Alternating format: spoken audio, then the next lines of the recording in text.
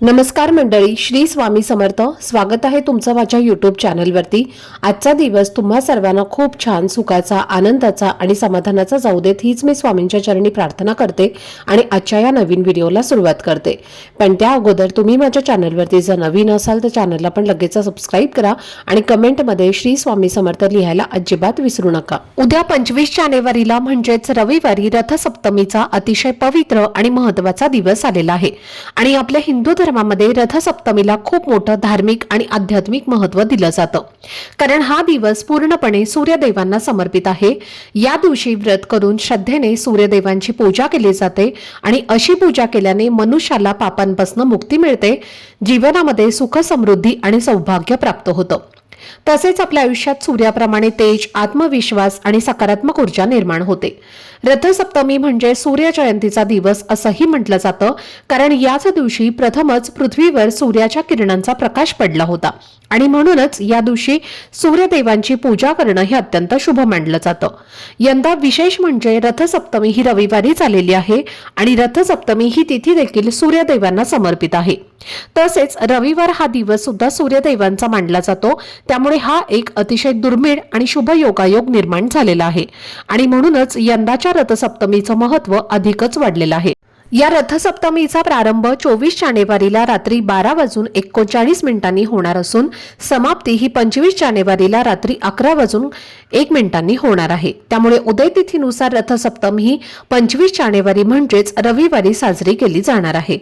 तर मंडळी, रथसप्तमी हा दिवस सूर्यदेवांचा जन्मदिवस म्हणून साजरा केला जातो आणि असं मानलं जातं की या दिवशी सूर्यदेव 7 घोड्यांच्या रथावर आरूढ होऊन उत्तरायणाकडे प्रवास सुरू करतात, ज्यामुळे हिवाळा संपून उन्हाळ्याची सुरुवात होते. या दिवशी मनापासून सूर्यदेवांची पूजा केल्याने उत्तम आरोग्य, दीर्घायुष्य, यश, संपत्ती प्राप्त होते आणि अनेक प्रकारच्या पापांचा नाश होतो. तसेच त्वचा रोग, डोळ्यांचे विकार आणि रक्ताच्या संबंधित आजार दूर होण्यास मदत होते. या दिवशी आदित्य हृदय स्तोत्राचं पठण केल्यास जीवनातील अनेक संकटांपासून मुक्ती मिळते, कारण रामायणामध्ये सुद्धा वशिष्ठ ऋषींनी हेच स्तोत्र श्रीरामांना सांगितलं होतं आणि म्हणूनच रथसप्तमीच्या दिवशी आदित्य हृदय स्तोत्र पठण करणं हे फारच शुभ मानलं जातं. रथसप्तमीचा दिवस इतका महत्त्वाचा असल्यामुळे या दिवशी काही विशेष सेवा आणि प्रभावी उपाय देखील केले जातात आणि खास करून रथसप्तमीच्या दिवशी सूर्यदेवांची पूजा करून अग्नीला दूध उतू घालण्याची परंपरा आहे. म्हणजेच या दिवशी अग्निदेवांना दूध अर्पण केलं जातं. असं म्हटलं जातं की दूध ज्या दिशेला उतू जातं त्या दिशेला समृद्धी येते आणि म्हणूनच रथसप्तमीच्या दिवशी सूर्यपूजेसोबत अग्नीला दूध अर्पण करणं हे अत्यंत शुभ मानलं जातं.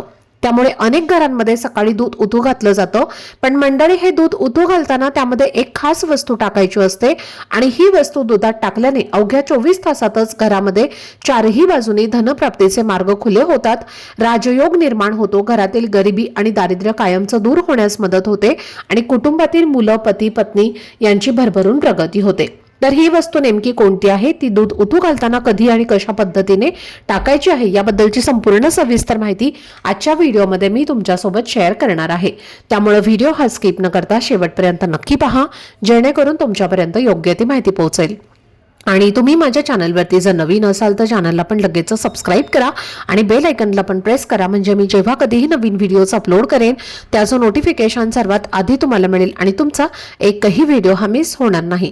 तर मंडळी, रथसप्तमी हा दिवस आपल्या आयुष्यात खूपच महत्त्वाचा आणि विशेष मानला जातो, कारण या दिवशी आपण जे काही सेवा करतो किंवा जे काही उपाय करतो त्याचं फळ हे आपल्याला इतर दिवसांच्या तुलनेत कित्येक पटीने जास्त मिळतं आणि श्रद्धेने केलेले उपाय सूर्यदेवांना खूप लवकर प्रसन्न करतात, ज्यामुळे आपल्या आयुष्यातील दुःख, संकट, अडचणी आणि अडथळे हळूहळू दूर होऊ लागतात. तर या रथसप्तमीच्या दिवशी स्नानाला खूप महत्त्व दिलं जातं, कारण असं म्हटलं जातं की या दिवशी केलेलं पवित्र स्नान शरीरासोबतच मनालाही शुद्ध करतं. अनेक लोक या दिवशी गंगेवर जाऊन स्नान करतात, पण सर्वांनाच ते शक्य नसतं. म्हणूनच आपण घरीच एक सोपा उपाय करू शकतो, ते म्हणजे आंघोळीच्या पाण्यामध्ये थोडंसं गंगाजल, थोडेसे तीळ आणि लाल चंदन घालून त्या पाण्याने पूर्ण डोक्यावरून स्नान करायचं आहे.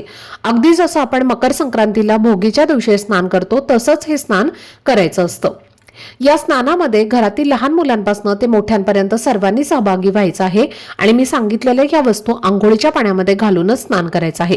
कारण या रथसप्तमीच्या दिवशी सकाळी 5:26 ते 7:13 सुमारे 1 तास 47 मिनिटांचा हा काळ अत्यंत शुभ मानला जातो आणि या वेळेमध्ये स्नान केल्याने अनेक दुःख, रोग आणि नकारात्मकता दूर होते असं शास्त्रात सांगितलं आहे. स्नान करून झाल्यानंतर लगेचच एक खूप महत्त्वाचं काम करायचं आहे, ते म्हणजे सूर्यदेवांना जल अर्पण करणं. कारण रथसप्तमीच्या दिवशी आपण जे काही व्रत करतो, पूजा करतो किंवा उपाय करतो ते सूर्यदेवांना जल अर्पण केल्याशिवाय पूर्ण होत नाहीत आणि म्हणूनच या दिवशी सूर्यदेवांना श्रद्धेने अर्घ्य द्यायचं आहे आणि त्यासाठी स्वच्छ पिण्याचं पाणी घ्यायचं आहे. त्या पाण्यामध्ये थोडेसे तीळ, लाल चंदन, हळद, कुंकू, अक्षदा आणि लाल रंगाची फुलं घ्यायची आहेत आणि सूर्योदयाच्या वेळी सूर्यदेवांना हे जल अर्पण करायचं आहे. कारण या दिवशी सूर्याला जल अर्पण करणे हे खूपच शुभ मानलं जातं. असं केल्याने उद्योग आणि व्यवसायामध्ये प्रगती होते, आयुष्यातील अडचणी, समस्या कमी होतात, आरोग्याच्या संबंधित त्रास दूर होतात, सुख, समृद्धी, ऐश्वर्य आणि संपत्ती प्राप्त होते आणि सूर्यदेवांची कृपा कायम आपल्यावरती राहते. जल अर्पण करताना शक्यतो सूर्योदयाच्या वेळेलाच अर्घ्य देण्याचा प्रयत्न करा आणि जर ते शक्य झालं नाही तर सकाळी साधारण 7:30 वाजेपर्यंत तुम्ही सूर्यदेवांना जल हे अर्पण करू शकता.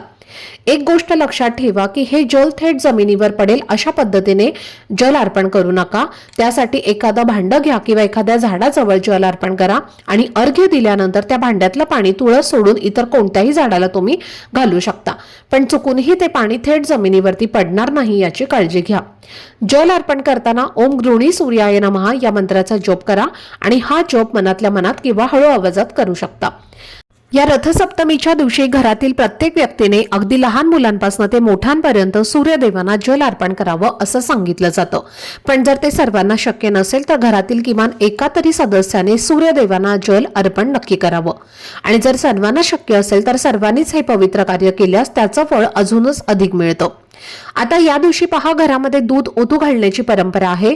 इतर वेळेस दूध ओतू गेलं तर ते अशुभ मानलं जातं, पण रथसप्तमीला दूध स्वतःहून ओतू घातलं जातं. असं म्हणतात की ज्या दिशेने या दिवशी दूध ओतू जातं त्या दिवशी आपल्या घराची आणि आपली प्रगती होते आणि जर उत्तर दिशेला किंवा पूर्व दिशेला हे दूध ओतू गेलं तर ते खूप शुभ मानलं जातं. आता हे दूध कसं ओतू घालतात तर पहा, आता जे सिटीमध्ये राहतात, शहरात राहतात, तर ते शेगडीवरती म्हणजेच गॅस शेगडी असते तर त्यावरती एखादं मातीचं भांडं ठेवतात आणि त्यामध्ये दूध ओतू घालतात. पण दूध ओतू घालण्यासाठी पहा, गाईच्या शेणाच्या ज्या गौऱ्या असतात तर त्यावरती हे दूध ओतू घातलं जातं. आता जिथे पूजेचं साहित्य मिळतं तिथे तुम्हाला गाईच्या शेणाच्या गौऱ्या ज्या आहेत तर त्या सुद्धा मिळून जातील आणि त्या तुम्हाला आणायच्या आहेत आणि एका खराब झालेल्या प्लेटमध्ये तुम्हाला त्या गाईच्या शेणाच्या गौऱ्या ठेवायच्या आहेत. त्यामध्ये 1 ते 2 कापराच्या वड्या ठेवायच्या आहेत आणि त्यानंतर त्या गौऱ्या तुम्हाला जाळायच्या आहेत आणि त्यानंतर एक मातीचं बोळकं जे असतं तर ते तुम्हाला घ्यायचं आहे. मकर संक्रांतीला आपण जे काही सुगड पूजत असतो तर त्यातलंच तुमच्याकडे एक छोटं बोळकं असेल तर त्यातलं तुम्हाला एखादं घेतलं तरीही चालेल. आता त्यामध्ये काय करायचं आहे, सर्वप्रथम थोडीशी हळद टाकायची आहे, हळदीचं पाणी टाकायचं आहे आणि ती जी हळद आहे तर ते तुम्हाला मिक्स करून त्या बोळक्याला लावायचे आहे, जेणेकरून ते पूर्ण काळं दिसणार नाही. त्यानंतर काय करायचं आहे, त्यामध्ये गाईचं कच्चं दूध तुम्हाला भरायचं आहे. आता या दिवशी बरेच जण काय करतात तर आदल्या दिवशीच आपल्या घरामध्ये दूध आणून ठेवत असतात आणि ते तापवलेलं असतं, गरम असतं आणि दुसऱ्या दिवशी तेच दूध पुन्हा मातीच्या बोळक्यामध्ये भरतात आणि तेच ओतू घालतात. पण ही चूक तुम्हाला अजिबात करायची नाही. दूध ओतू घालताना ते कच्चंच दूध तुम्हाला घ्यायचं आहे आणि तेच दूध तुम्हाला ओतू घालायचं आहे. म्हणून तुम्हाला दूध आणताना फ्रेशच दूध आणायचं आहे आणि तेच ओतू घालायचं आहे. आता तेच दूध ओतू घालताना त्या दुधामध्ये तुम्हाला एक खूप महत्त्वाची गोष्ट टाकायची आहे आणि ती म्हणजे 1 रुपयाचं एक नाणं. 1 रुपयाचं एक नाणं जे आहे तर ते तुम्हाला या दुधामध्ये टाकायचं आहे. थोडीशी साखर टाकायची आहे, थोडंसं केसर टाकायचं आहे आणि हे जे बोळकं आहे तर ते तुम्हाला गाईच्या शेणाच्या गौऱ्यावरती ठेवायचं आहे आणि त्यानंतर हे दूध तुम्हाला ओतू घालायचं आहे.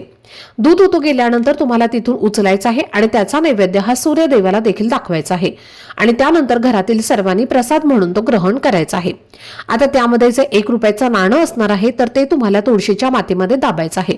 ज्या प्रकारे तुळशीची वाढ होते त्याच पद्धतीने आपल्या घराची देखील प्रगती व्हायला सुरुवात होते.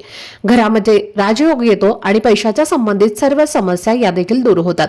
तर असा हा एक उपाय जो आहे तर तो तुम्हाला अवश्य रथसप्तमीच्या दिवशी दूध ओतू घालताना करायचा आहे. आहे. खूप महत्त्वाचा असा हा उपाय आहे, त्यामुळे तुम्ही तो नक्की करा. ज्या प्रकारे दूध उतू जातं त्या पद्धतीने आपल्या घरामध्ये धनसंपत्ती पैसा जो आहे तर तो येत असतो. घरामध्ये कधीही आर्थिक अडचणी ज्या आहेत तर त्या येत नाहीत. बऱ्याच वेळेला आपण असं बोलतो की एखादा व्यक्ती जो आहे तर तो खूप जास्त पैसे खर्च करत असतो आणि आपण सहजच बोलून जातो की याचं पैसे खूप उतू चाललेले आहेत किंवा याचं खूप उतू चाललेलं आहे.